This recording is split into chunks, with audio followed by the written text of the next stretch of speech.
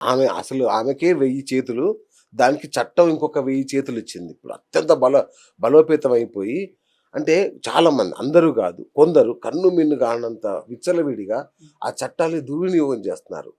నిజంగా అంటే ఒక చట్టం ఉంది.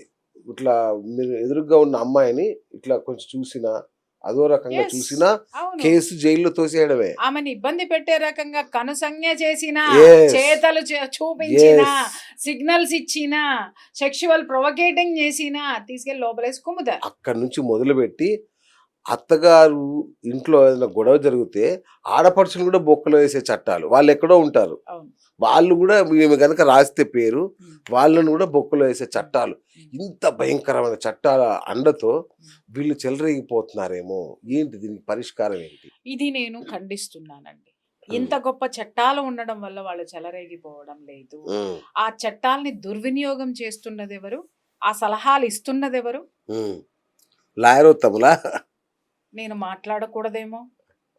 పర్వాలేదు. చెప్పండి. ఆ! చట్టం నాకు తెలీదండి.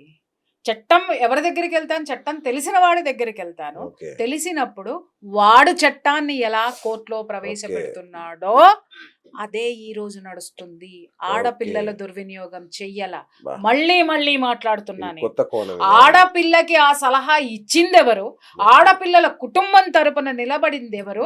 ఈ రోజుకి నేను చెప్తున్నాను. మీరన్నారు గదా! 498 ఏ కేసులు అవును. బోలెడన్నున్నాయండి. తప్పుడు కేసులన్నారు. ఎన్ని తప్పుడు కేసులున్నాయండి? ఒక్క మాట, నా దగ్గరకొచ్చే కౌన్సెలింగ్స్‌లో ఎంతమంది ఆడపిల్లలు ఈ రోజుకి నేను ఇందాకటి నుంచి ఉదహరించిన వాటిల్లో ఎన్నిటిలకి వాళ్ళు అవును. అవమానం పాలవుతున్నారో, ఎంతమంది అవుతున్నారో, 100కి 10 కేసులు మిస్‌యూజ్ అవుతున్నాయేమో.